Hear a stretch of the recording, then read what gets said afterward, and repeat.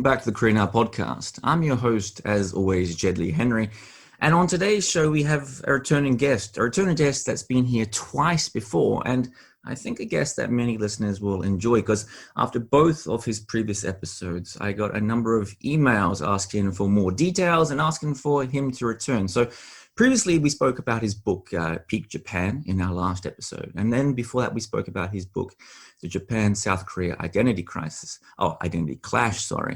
And this is visiting professor at Tama University, also the deputy director at the Center of Rulemaking Strategies, senior advisor at the Pacific Forum, a columnist that I read each week as much as I can, and I'm going to link it below. So I do encourage listeners to do so as well. And this is Brad Glosserman. So Brad Glosserman, welcome back to the podcast. Thanks. After that introduction, I thought maybe you were talking about someone else. I was wondering who I was going to share the show with. And it's a delight to be here. Thank you. Always a delight to have you. And if there was any doubt about who you are, people who do read your work will have recognized recently, over the last year or so, that you've been writing a lot about this new national security economy. And that's what we're going to speak about mostly today.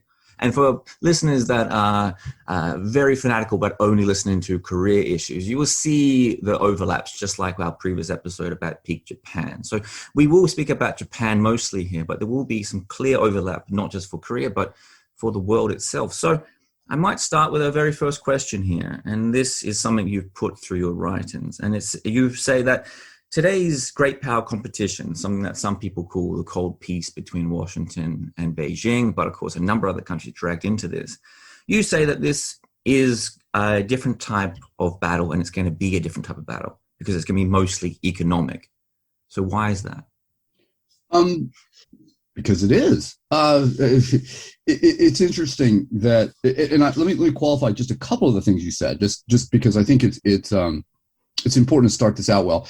The issue is this is not really a Japan-related thing, as you said. And I don't really frame this in the Japan context at this moment, because I think what we're talking about literally is a work in progress. I've been thinking about this question of the new national security economy, and there should be a little TM, I think, at top after you say that phrase, because as far as I know, I'm the only person that talks about it. I think if you Google that phrase, it only comes up with my name after it. That what we're dealing with is an evolution in thinking about the nature of security and the economy that is been, if you will, sharpened by the U.S.-China competition, but is in fact a global sort of issue. And South Korea, in the context, in the ways that we'll talk about the things that are part of this new mindset and evolving policy framework, every country is doing it. And literally, I am in the midst of a book manuscript that I'm writing on this, which I hope to have it finished by the second half of this year. It's a co-authored project because of the nature of the way we're doing it. And I'm literally right now finishing the first chapter on this mindset. And the thing that I've been trying to just structure is how the different countries are thinking about this problem, because it isn't just the United States and China, which are the two principal protagonists, but you see it in Germany, you see it in Japan, you see it in Korea, the EU, this notion of national security. So with all of that by way of prelude and a stall, let me try to walk you through the way this concept materialized and metastasized in my tiny little brain. And that is that, as you said, we're dealing with this sharpened great power competition. And the interesting, to me, the starting point for that great power competition, whether we call it a new Cold War, which does and doesn't work, a cold peace, all that nonsense. I mean, I think that's for the academics and maybe to debate nomenclature, but it doesn't really change the nature of the policy. And that is that this is a multidimensional competition. And it is where, yes, there are questions about military dominance and military supremacy and all of the role in which the military plays in the resolution of disputes, whether it's the territorial disputes or, that's principally what they are throughout the region. But it's also taking place in the realms of ideology, of economics, politics, diplomacy. And much of this, you'll find that they all overlap and they intersect at various points. But the key, what's come out of so much of this is that what we're really arguing about with the United States and China is who's going to be the leading power both in the region and globally, I think, ultimately. the leading power. And that is not a function of the size of their militaries anymore. It is clearly, the United States has had global economic leadership and technological and innovative powers for the post-war era. And what China is different from the Soviet confrontation is that the Chinese both pose the capacity for technological innovation at a level that actually challenges American leadership. And thus the need for, and China is deeply integrated into the global economy, and the two are, of course, related. So what we're having to do now is think about the ways in which we determine leadership and what are the tools and the means by which that is expressed and achieved. And what we're finding is that it is, in fact, this technological capability, and increasingly, as we move to this high-tech, whether you want to call it Industry 4.0, the fourth industrial revolution, as Klaus Schwab of the World Economic Forum wants to talk about it, that is this deep, deep integration of these technologies into our daily lives that is going to be, that really transforms the way that we have to think about security and just life in general. So, I mean, one of the phrases Sue Gordon, the former deputy director of national intelligence in the U.S., said, that we have to think about threats to and through information.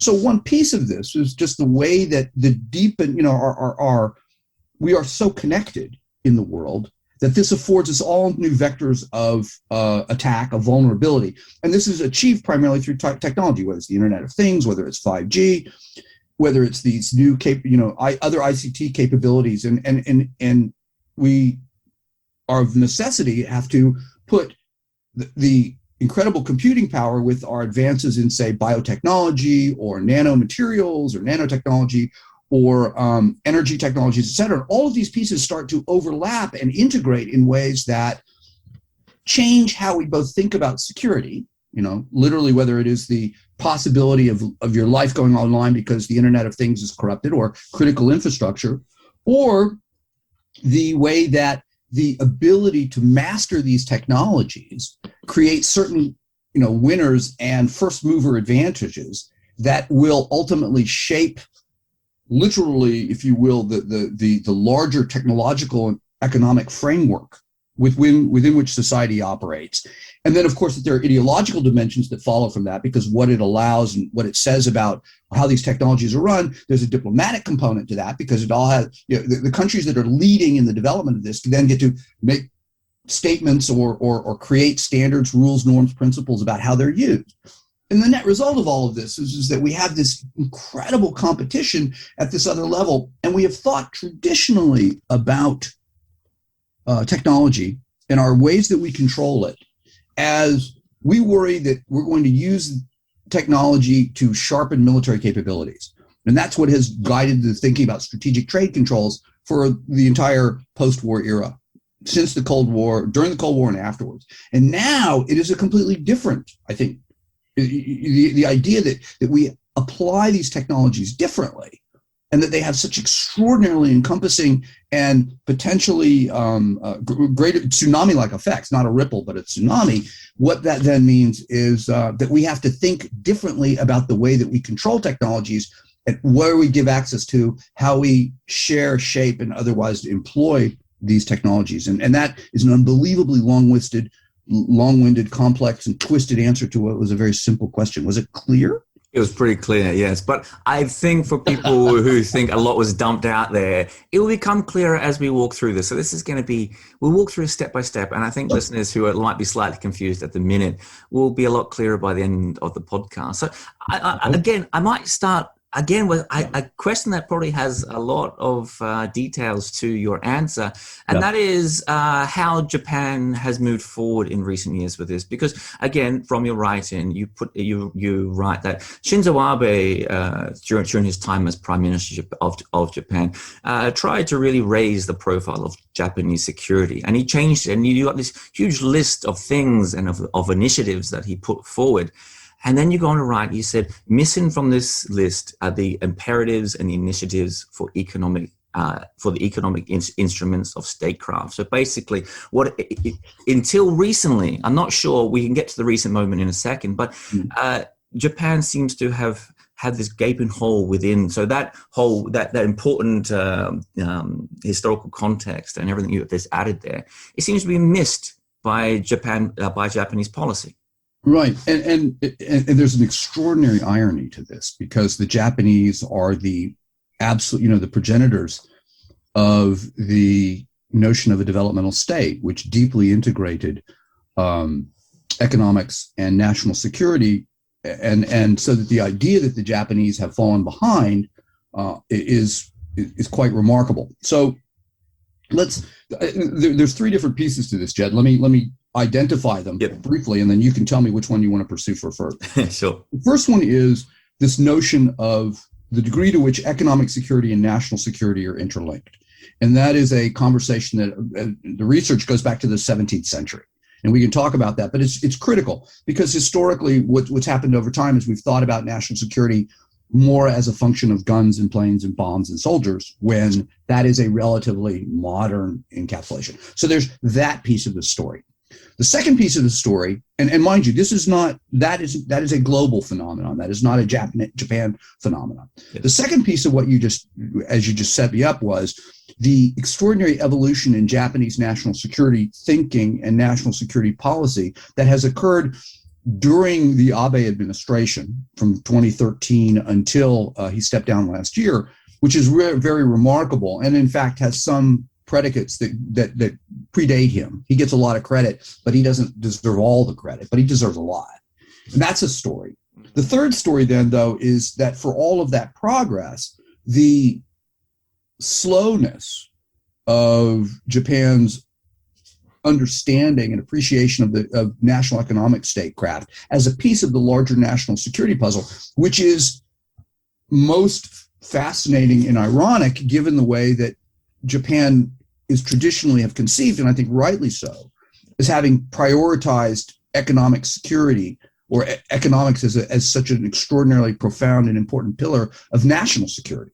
And so why is it that, given Japan's post-war development and thinking about this, why it seems that it has been so slow to adapt to this larger technological confrontation that I outlined at the beginning? So those are the three pieces of this. Well, which one do you want to start with? Well, let's start on the last one, actually, because I think perhaps it may be slightly more relevant, and I think the other ones may be incorporated through some later discussions as well. So let's focus on that last question of why Japan was so slow to recognize this aspect, which, as you said, about they were the progenitors of the developmental state. They have this, and of course, with the actual military being reduced by constitutional limits, it is surprising that they have been so slow to recognize the importance of this economic aspect. Yeah, and I haven't, to be very honest with you, haven't focused on, I've been more, and I've written a couple of pieces lately about precisely the steps that Japan has taken. I've yet to really, systematically explore why the Japanese were slow to make this transition. I would speculate that there are probably two reasons for that. The first is that precisely because the economic model was so difficult, since the bursting of the bubble, the inability of Japan to get its economy back on track, there was a reluctance to really, really open up the hood and make the changes that would be required, and to think hard about national economic strategies and national security strategies in an economic way that would allow it to address these problems. And I think there probably wasn't really a need to, in the sense that the last thing, what the Japanese have been is the greatest beneficiaries of an open trading system. And thus, they have been extremely reluctant to endorse measures by other countries that would slow or that might potentially restrict their access to technologies. And that, as I explained in my first long-winded answer, is really what so much of this is about. And thus, I think, were unwilling to really open the door to any kind of conversation that starts drawing lines between haves and have-nots, or should-haves and should-have-nots, particularly when, if you think about the last great kerfuffle we had about technological access, was really a function of the U.S.-Japan conversation back in the 90s, right? It was the fear that Japan was overtaking the U.S., and that therefore we needed to do all sorts of things to open the Japanese economy or better compete. And those are, I think that was a scarring experience. So that would be piece number one, this general reluctance, I think, to endorse larger multilateral measures that might control access to technologies when Japan fears that they could be directed against them at some point. The second is a little more mundane, and that is, I think that as the Japanese bureaucracy and policymaking class was focused on modernize its national security bureaucracy, it was focused on the more conventional components of that. So it was precisely the need to spend political capital on doing the things that Abe wanted, which was the realization of, as he used to call it, a more normal country. And it just made sense, given his particular ideological predilections, the nature of the job that had to be done. And to be very honest as well, this notion of focusing on this technological competition, also the Japanese have not been at the forefront of these emerging and disruptive critical technologies. They do a lot of technological work, and they're, Ulrike Schade's work on the critical technologies that Japan controls, that is a different critical technology. That's a critical node in the production chain than critical technologies that are going to be shaping the nature of the societies that I've just discussed. So the Japanese really weren't focused on that, as most countries weren't, and really I think we're just not prepared to feel it wasn't a concern of theirs at that point. And any efforts that they might make could ultimately end up rebounding against them, and that I think probably undercut their readiness to pursue this. But mostly it's just a function of the fact that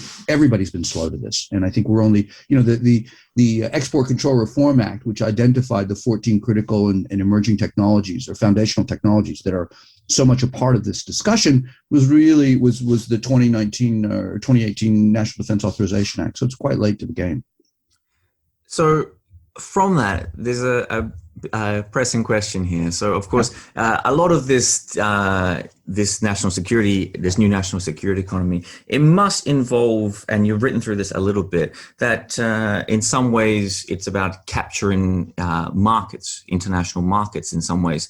And of course, you're right, interestingly, that even in 2013, the Japanese revitalization strategy said just this, that they should use overseas development aid to try and capture international markets, which begs a question, and there's a lot of little splinters that can come from this one here, of just how much the economy here should overtake the claims to human rights. Because again, throughout, you're right, and this is an interesting dichotomy about Japan.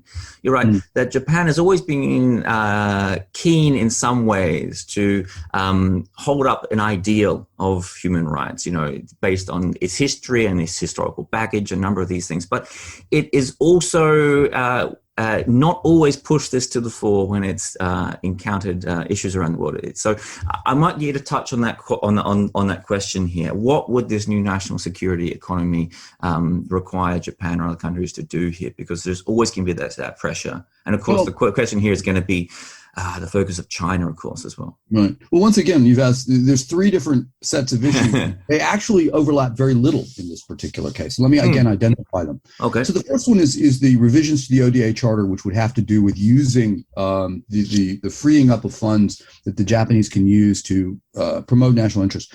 Primarily, the big change there really had to do with being able to use ODA funds to either, to build infrastructure that could potentially have military purposes, building ports, building airports, other things that historically the Japanese have been unable to use their funds for because of the strict separation of peaceful and potential military uses.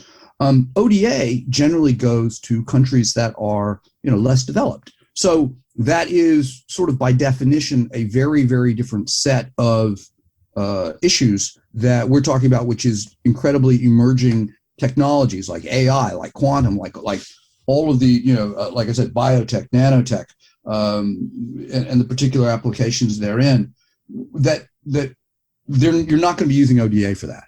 So in some senses, those are two very separate questions. There is, interestingly, an overlap in the broader context of national economic statecraft, which is if you are going, given the centrality, and this is something we could talk about, given the centrality of connectivity to all of the plans for engagement, ASEAN's got a connectivity every week.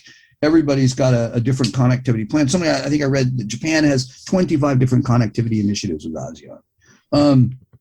And so if you take connectivity seriously and as your point of departure, then one of the things that you can do is build into your infrastructure the cybersecurity protocols, et cetera, that take you to questions that address this new national security economy that we've been discussing. But that's a particular application of broader questions of national economic statecraft and the way you use your economic power and influence to change political outcomes. That's a very different question, though, than this high-end new national security. Not very different. It's an overlapping issue that's part of that. But I would consider them in very, very separate ways. Okay, so that was part number one. What was part number two? Gosh, now it's what happens when you give long-winded answers and don't try to write this down. I might jump in then and ask. I'm sorry. I remember that because real quickly, the second question had to do with human rights. I think generally. Yes. And that is that's a really vital issue, and it's one that deserves its own podcasts, like a whole series devoted to this.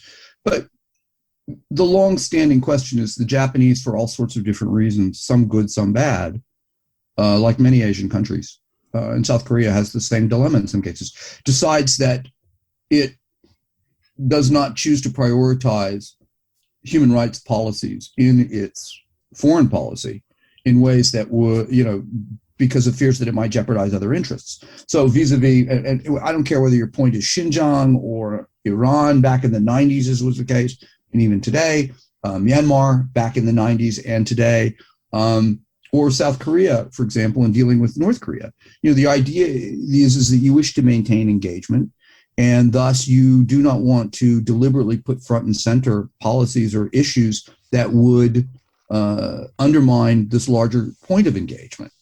And you can there are ways that you can operationalize that strategy to make it make sense. You can play good cop, bad cop with the U.S. taking the hard line and say another country taking the more engagement. But it needs to be coordinated, and you need to make sure you're not undercutting each other. Then you can also just pursue that because you're concerned that really you're going to undercut your economic interests, and you just don't want to do anything. You want to sit on the fence as long as you can and not make a choice. And that's unfortunately what so much of, I think, the question regarding China in all of its many forms and facets. The problem for Japan in particular, though, is that the guiding principle for its foreign policy is this free and open Indo-Pacific. And the question becomes, free and open are value-laden words, and they are normative propositions, however you choose to interpret them, even though the Japanese, and I was having this conversation with some diplomats yesterday, precisely the Japanese interpret free and open in ways that seem to leach them of, if you will, the human rights components. But at some point you come back to that.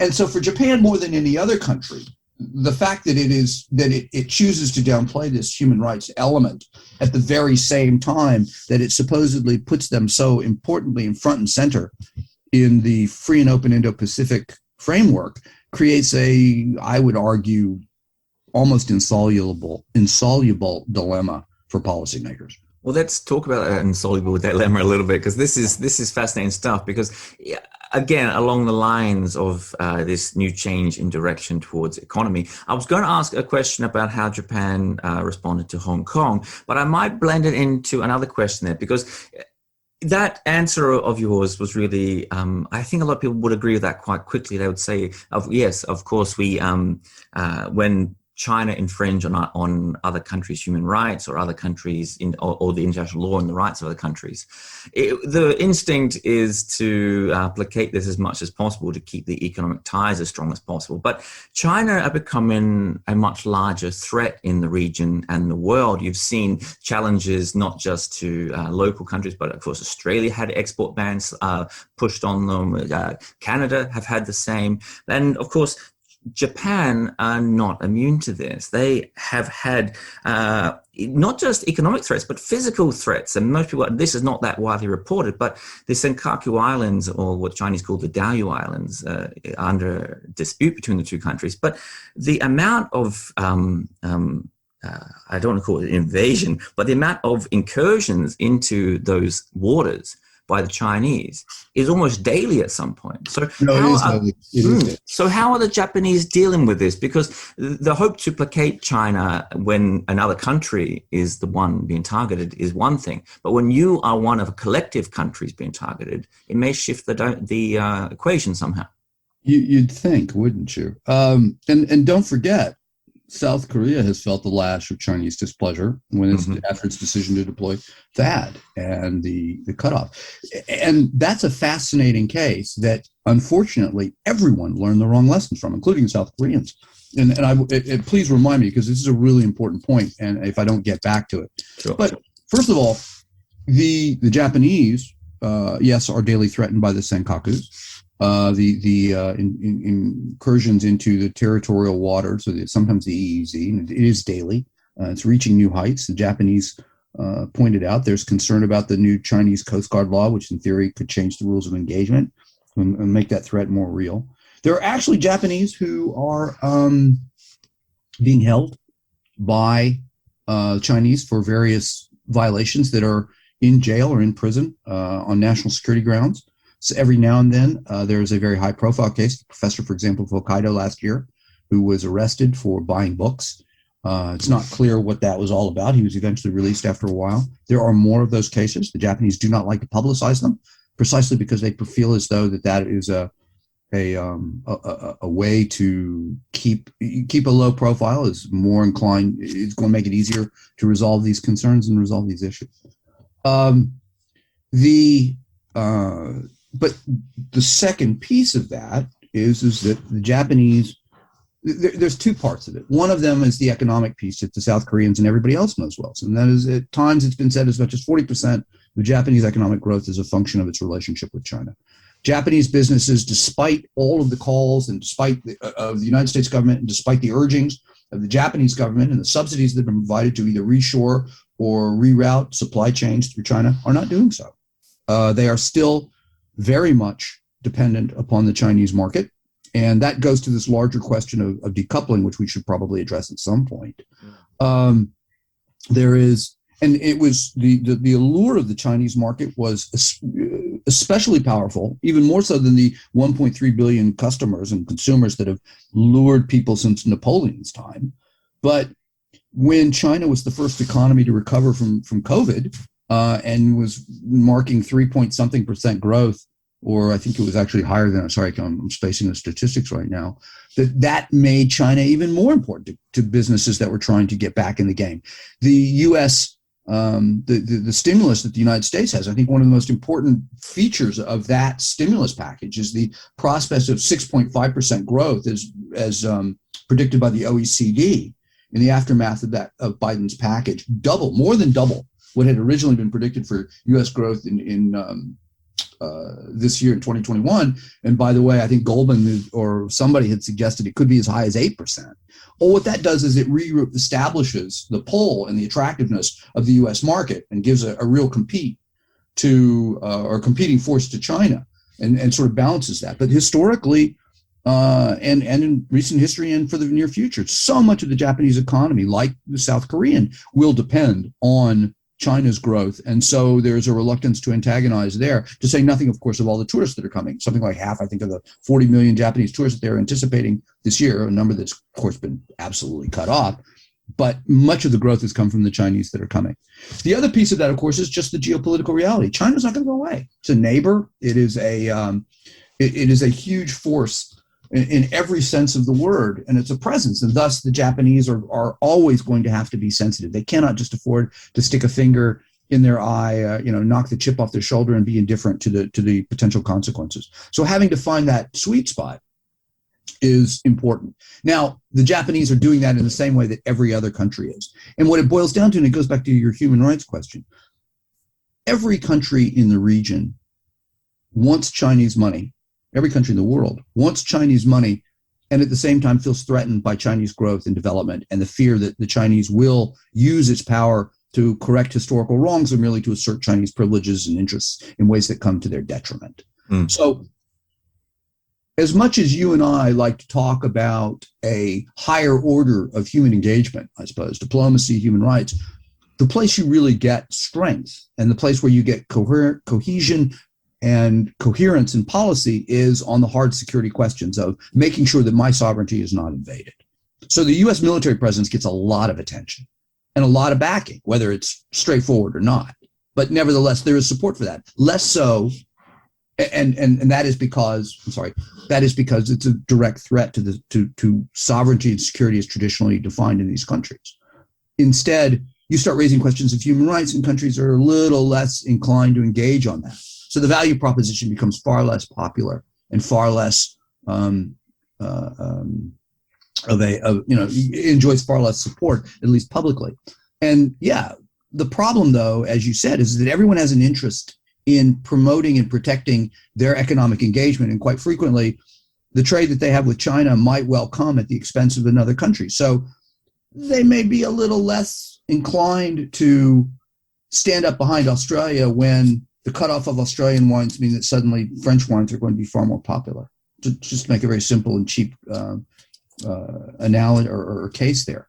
And so everybody is inclined to be less forward-leaning than in the abstract is in their actual national interests. And the Chinese exploit that as much as they can. And so the list of countries that have experienced that lash, whether it is South Korea, Japan, the 2010 rare earths cutoff, whether it's Australia, whether it is the Philippines, whether it is Sweden or Norway, every country has experienced it, and yet they refuse to understand that the only possible way of changing Chinese behavior and reining that in is if they stand together and are prepared to run costs on behalf of others. And that's just it's too difficult. Now, the interesting, and I want to go back to this, and sorry for going on, but I think it's fine for your readers, the THAAD lesson. Yes. And I remember a couple of years ago, prior to COVID, I was going to Korea 4 or 5 times a year. And we were having these conversations. And I guess it would have been 2019 was the last time I was there with any repeated trips. And the takeaways that had been, the message that I had gotten at that time, repeatedly, conversations in the foreign ministry and the defense ministry and think tanks, private businesses, et cetera, while they were all talking about the pressures that they had come under. And I remember having a sit down with a bunch of young business executives in China, and they were all complaining about how the Chinese were just ripping them off like crazy, copying and stealing their intellectual property and trying to, take over the markets. That nevertheless, they were all very wary and very leery of challenging China because precisely the lesson of THAAD. We crossed them, we deployed the THAAD, and look at what happened. They cut us off on tourism. We cost us billions. I think the estimates were something like $15 billion in total losses to the economy. We can't afford to do that. And whereas my response was, you guys stood strong, and the Chinese are the ones that came around. That after all of these opinion polls that showed that China had become public enemy number one and that Xi Jinping had eclipsed Kim Jong-un and even Shinzo Abe as the most unpopular figure for the South Korean people, and the fact that that you guys didn't bend, that it was the Chinese that came back, and it was the Chinese that recognized they needed to change course. And so I think it was an extraordinary show of strength. And yet the lesson that the South Koreans took was we can't do that anymore. We get beat too badly. And that's the wrong lesson. And similarly, by the way, that was the interpretation in Tokyo and in Washington was like, oh, these South Koreans, they can't be trusted. They just fold. And that's absolutely wrong. And the lesson to draw from that episode, and one which I have been arguing for ever since then, and while it sounds crazy, is still, I think, isn't. And it's part of this larger picture of national economic statecraft, is we need to set aside, if you will, global insurance funds or something such that countries that are whacked by sanctions or national economic statecraft, offensive tactics by the countries, have a reserve that we can draw on. Just as there are swap agreements for currencies in the times of currency crises, why can't we have an insurance fund that says, okay, the Australians can't sell their wine? Well, we're going to figure out a way to help cushion that blow. It's messy, and it violates every free trade economic principle, but it strikes me as very strategic and certainly not beyond the ability of our diplomats to figure out an answer to. And it would be a great way of undermining the ability of the Chinese to course countries and do what they want them to do when they defy the Chinese interest. So I really hope you're enjoying this episode of the podcast, and I apologize for this interruption, but I'm just going to take this moment to remind our listeners that we've made a conscious decision here in the Career Nap podcast not to try and advertise in any way. So if you do enjoy the podcast, and you listen regularly, and you do want it to continue, it is important that you do your best to support us at the links below, or by sharing, liking, or commenting on the podcast across social media. All your help in this regard is invaluable. And now back to the episode.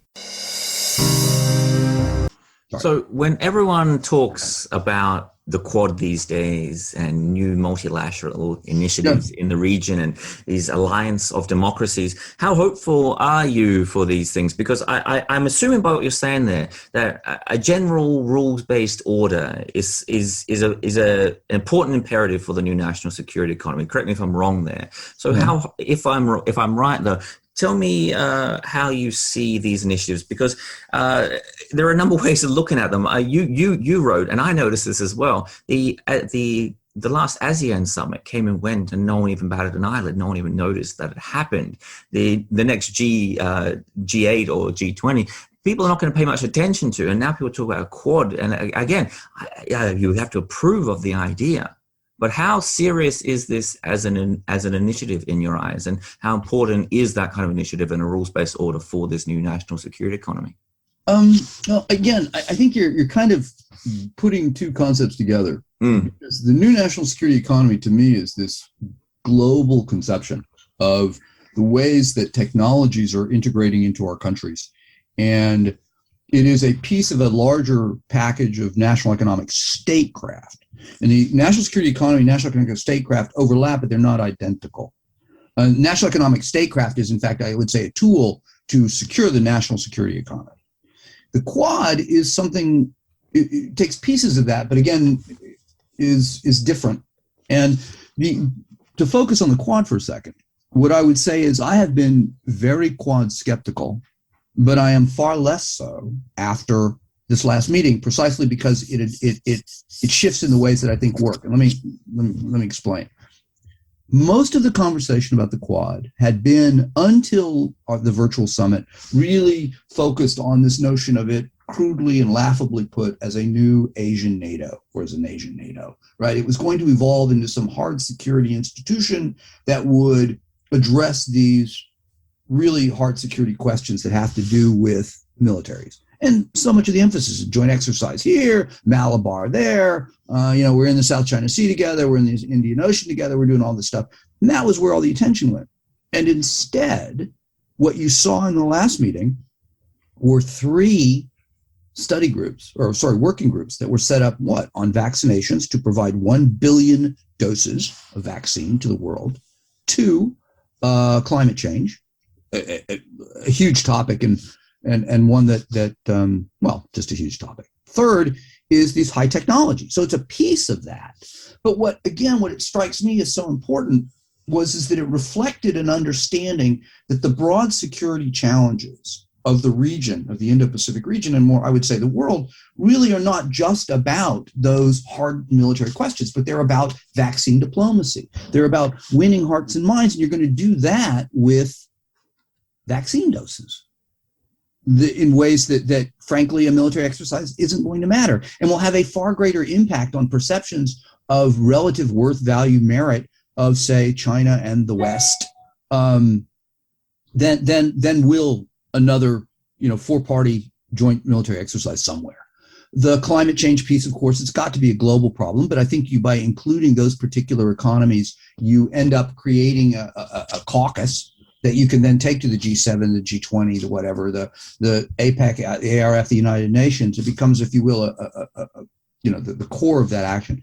And then you have the high tech and emerging technologies piece of that, which then addresses directly these concerns that I've got about national economic statecraft. And what they're going to end up coming up with are the articulation of standards that will do everything from what technologies we control to how do we deal with data. And the data piece of that will then have something to say about how we use the data with the energy, the oil of the 21st century, and how we're going to then, what standards for privacy are we going to articulate? What about, that goes to questions of ideology eventually, in terms of liberal versus illiberal states, the uses of these technologies. So that becomes a piece of that broader, that new national security economy, but only a piece of it. And so this evolution of the Quad in this broader based competition, the acknowledgement that we have to compete on all these other fronts and focusing on these smaller functional questions.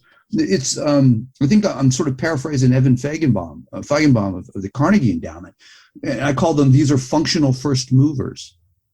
And it sounds to me, to give credit where credit's due, a lot like George W. Bush's coalitions of the willing. You're putting together countries that agree on particular questions and doing the things that they can do to address particular problems. And we're not going to create an institution because it's formal and because it's too hard it's too slow and cumbersome, and move forward in the ways that we can. And hopefully from there, we have an impact and it gathers more people to it. In this incarnation, I find the Quad to be very persuasive. And interestingly enough, you've got India deeply involved in this in ways that they have not been previously. The Indians were reluctant, and it's precisely the shift in influence. And of course, having Indian manufacturing companies be integral to the creation of all of these vaccine doses, remarkable how those economic interests will overcome your other concerns, your other hesitancies. But that shift seems to have overcome some of the internal concerns and internal obstacles and changes the dynamism within the group itself. Let's talk about a very important question that was going to come from that.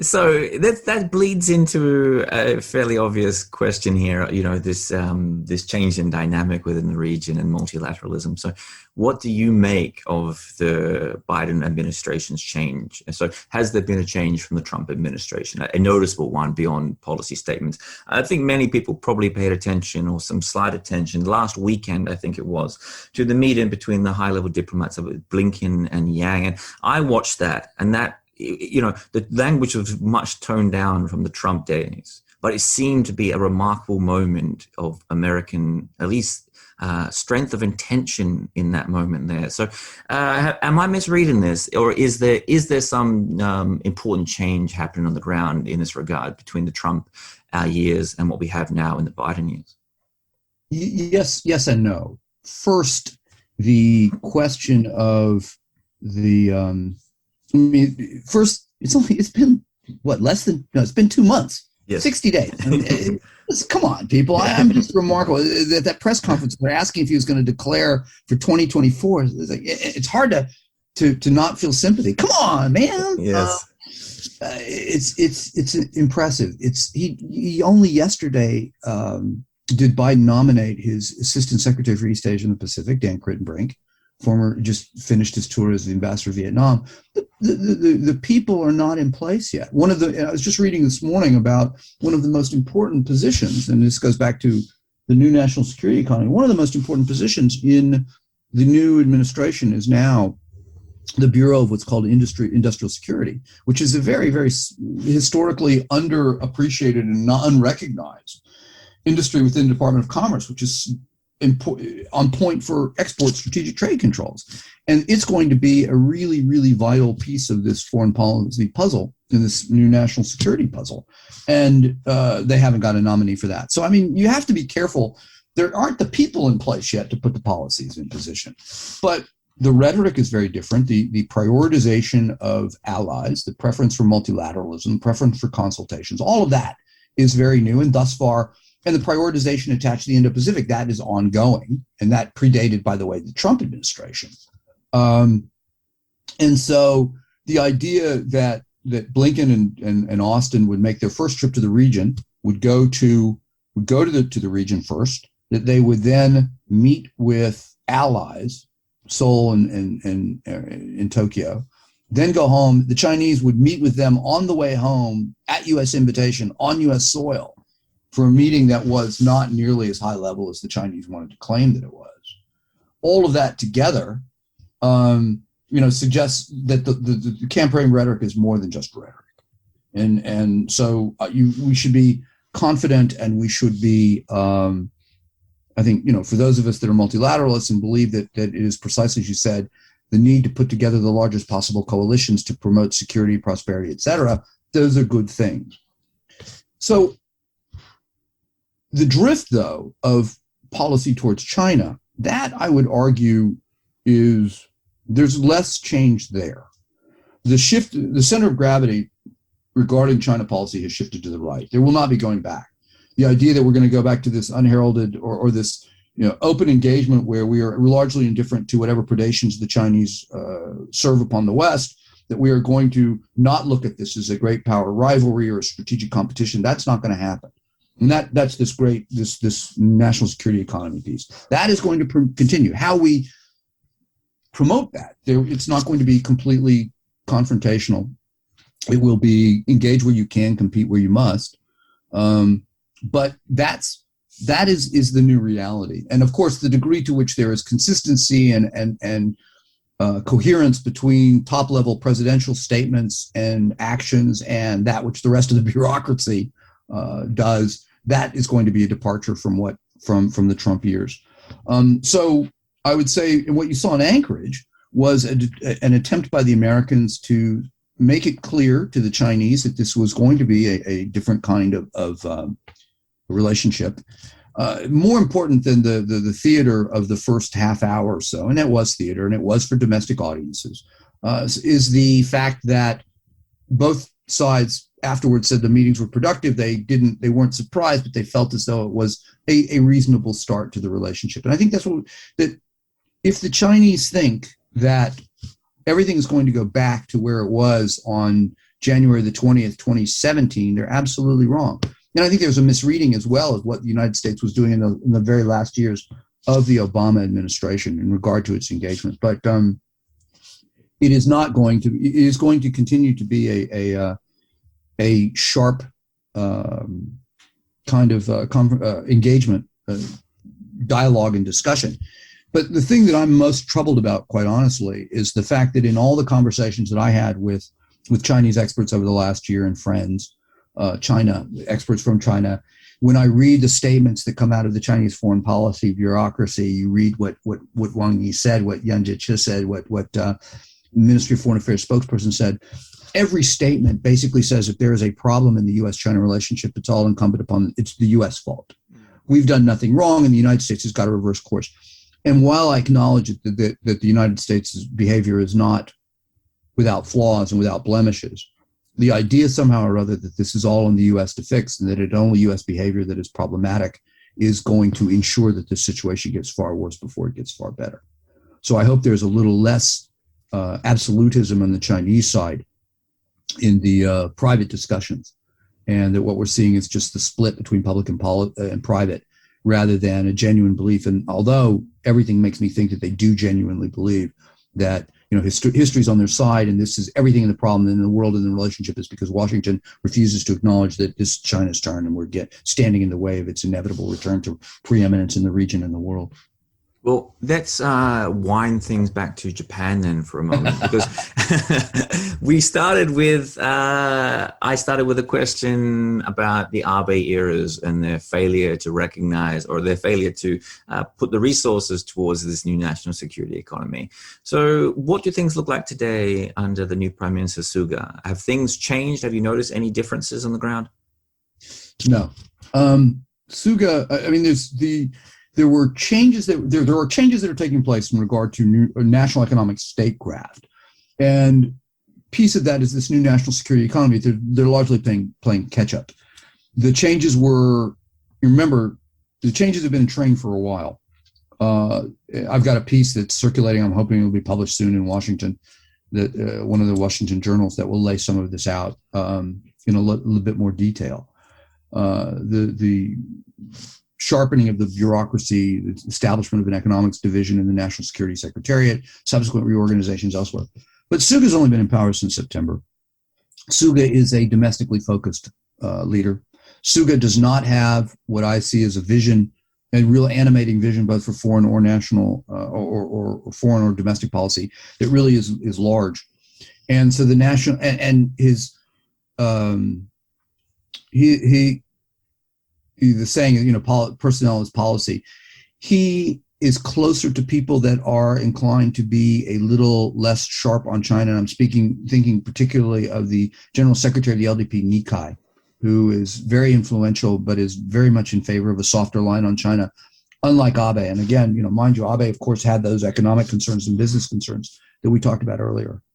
So all of that together means that Suga, I think, is both doesn't have foreign policy generally as this priority, doesn't have the harder line with China as a priority, doesn't have a vision within which to fit all of this, and frankly, has just got a lot of other distractions, primarily with the COVID, with the Olympics, the broader need to get the economy back on track, concerns about a national election that need to be held this year, and just I think he's somebody who is struggling to create this larger master narrative that is so important for a leader, and one in which, to the degree that his personal predilections are as they are, do not really align well with this national security economy or with this economic statecraft impetus, arguments, the issues that I've been talking about.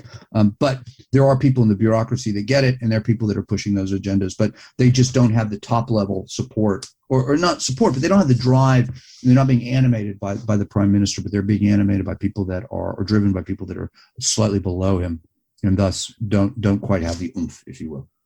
Of course, an important element in this that we haven't touched on as much as we should is the businesses themselves here. So what do businesses need to do to brace themselves and get ready for this new national security economy?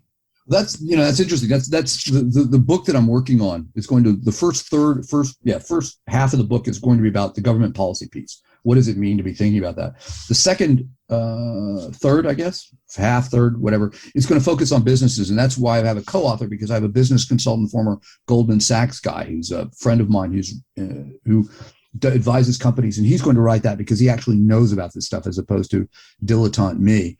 And then finally, the last piece will be the way that citizens, because obviously if we're all connected, we all have roles to play in all of this. Businesses, I think, need to be alert to several different pieces, and these are very broad brush. The first, of course, is the way that national security, if governments are thinking of this competition as being integral to national security, then that means that there are going to be all sorts of entirely new compliance requirements that they're going to need to be alert to. If you're going, and the way that I used to think about this is that take a company like Toyota or Hyundai. Let's take a Korean example for your audience. Sure. But it applies to everyone. Yeah, and Hyundai is a car maker. It's an automobile manufacturer. Except where's Hyundai going to go? It's moving to electronic vehicles, which are battery storage systems. It's moving to autonomous vehicles, which is artificial intelligence, which is GPS systems, which is precision navigation timing stuff. All of this together, it's got extraordinarily just with that alone. What that means is that all those things that I just identified are on the list of restricted technologies, and the things that the ECRA, the Economic Export Control Regulation Act that I mentioned earlier, they're all on those lists of controlled tech.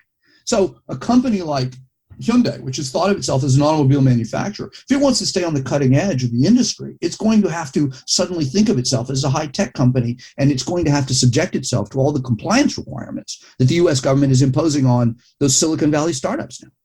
And that just changes the way they're going to have, if you have a research center in Silicon Valley to work on these problems, it's going to have to be isolated from the rest of your production facilities. Your entire communications network is going to have to be segregated from any of your communications networks that deal with your manufacturing facilities in China. I mean, those are the sort of things and the applications that you're going to have to be alert to and aware of, and in building into your business model.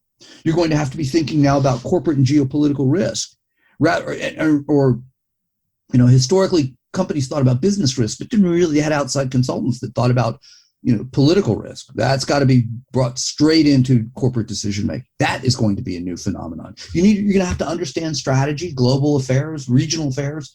All of this is going to shape thinking.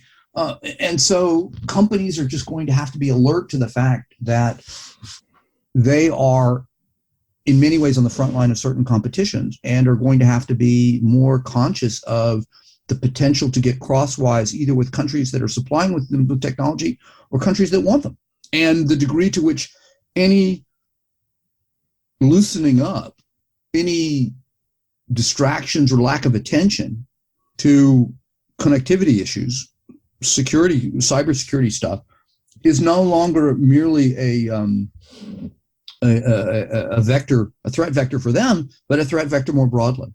The Internet of Things, when you have a 500 billion interconnected devices, any one of them is susceptible. That means that you've ultimately or potentially introduced vulnerability into the entire network, and the networks are now national.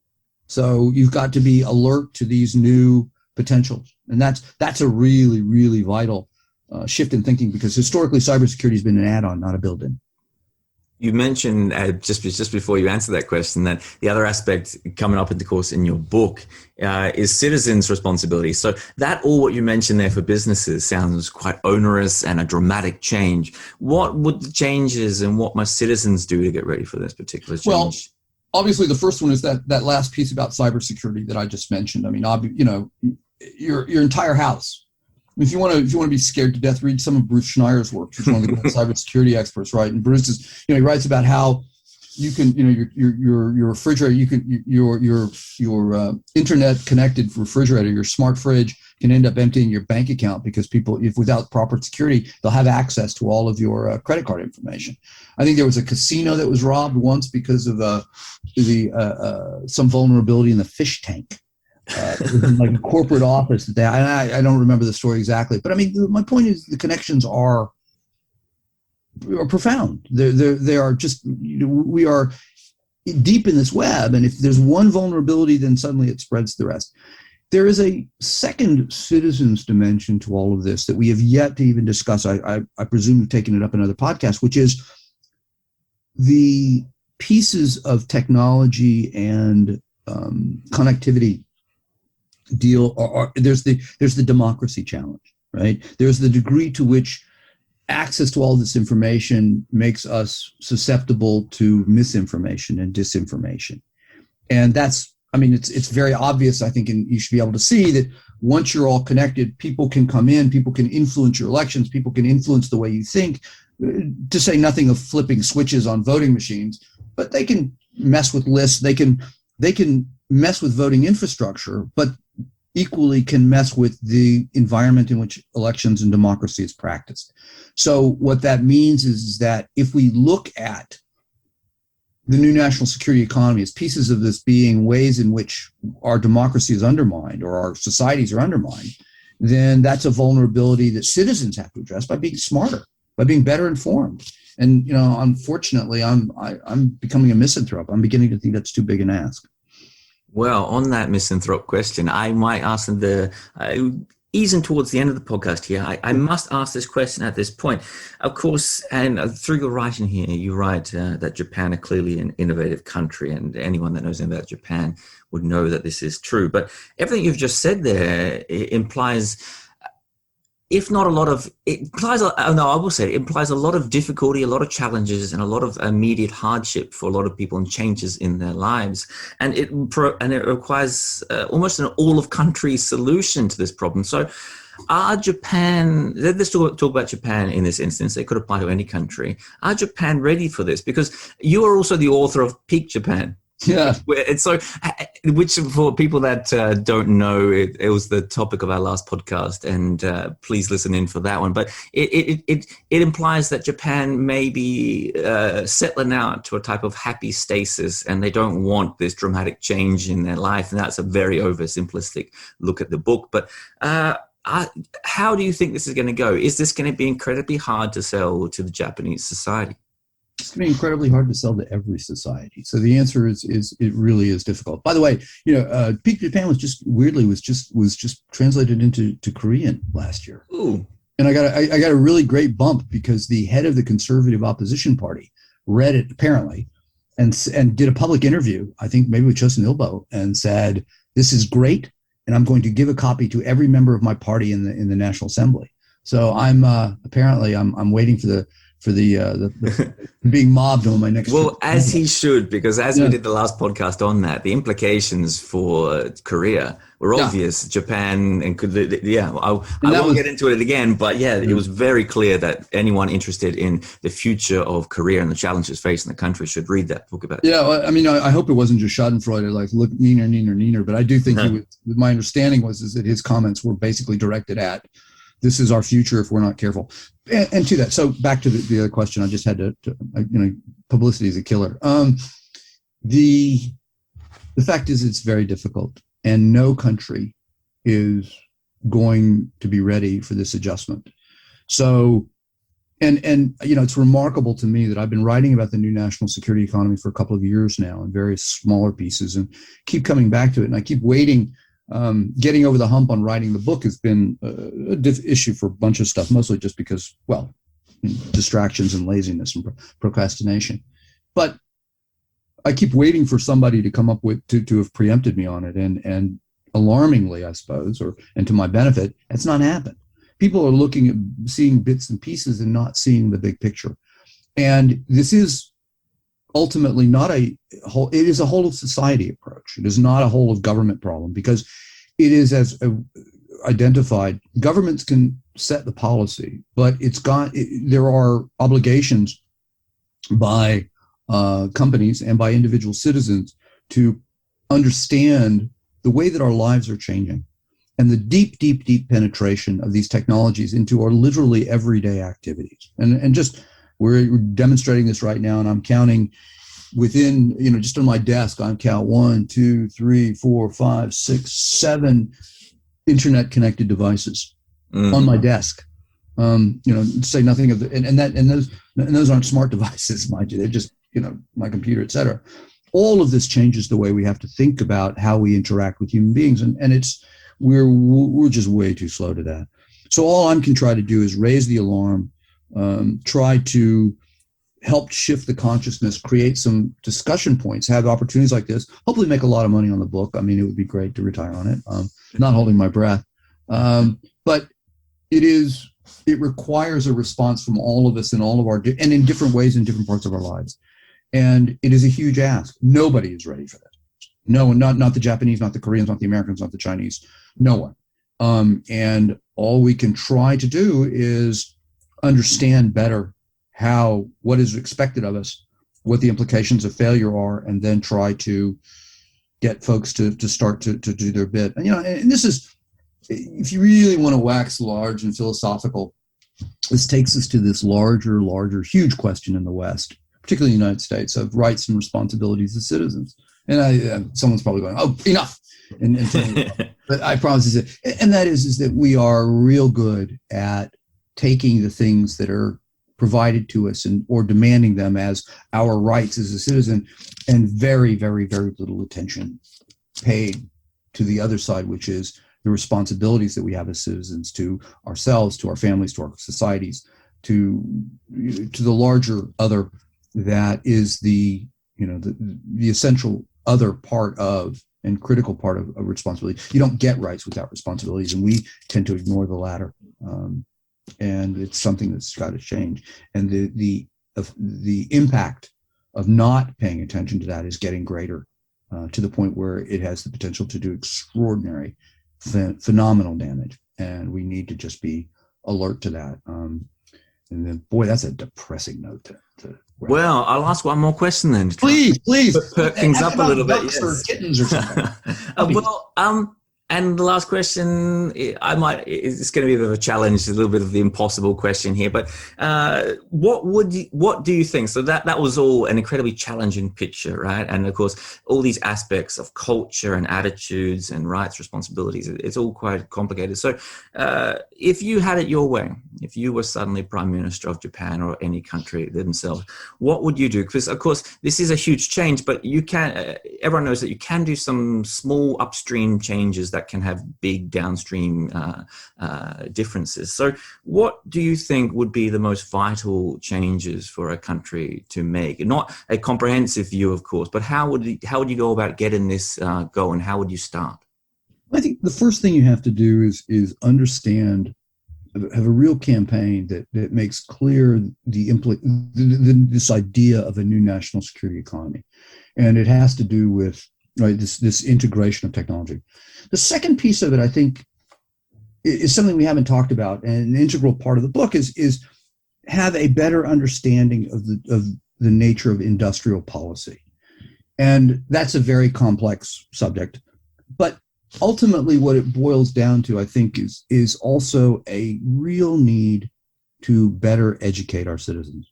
And it's really foundational and fundamental that the inequalities in educational systems, the way that we go about educating is just, the inequalities are horrific. And I think it's as big as an American here. the ways that we have just undersold our future by being so laissez-faire about it, and by, I think, remaining wedded to a 20th century model of industrial education rather than a 21st century post-industrial education, which both requires creating the framework and then the continuous education processes that go on. We just need to fundamentally rethink how we go about preparing generations for the fluidity and the challenges that are coming. And I don't, frankly, as an American, I'm very troubled by the nature of our education system, period. Just establishing the basics, reading, writing, arithmetic, all that stuff. But also just then the skill set that's required to adapt to the world in which we live. Well, that is a great note to leave the podcast on. So, of course, I'm going to attach below this podcast a few of the articles that I use for research, but I'm also going to attach the place where you can find Brad's, I think it's weekly column that you publish almost. It's every Wednesday in the Japan Times. Every Wednesday. So yes, so I'm a constant reader of it, and I do encourage people to keep up with this. Not just informative, but incredibly well written. And of course, if you're interested in Brad's previous books, the Japan-South Korea Identity Clash, or of course Peak Japan, which are now, of course, is in Korean as well. I will link them both below as well as the two previous podcasts. On that, Brad Glosserman, it's always a pleasure. Thanks for coming back on the podcast. Thanks for having me, Jed. It's always a pleasure. It's just, it's so much to cover, and it's such a rich conversation. So another 10 more of these and we should be done. Absolutely. Thanks for having me.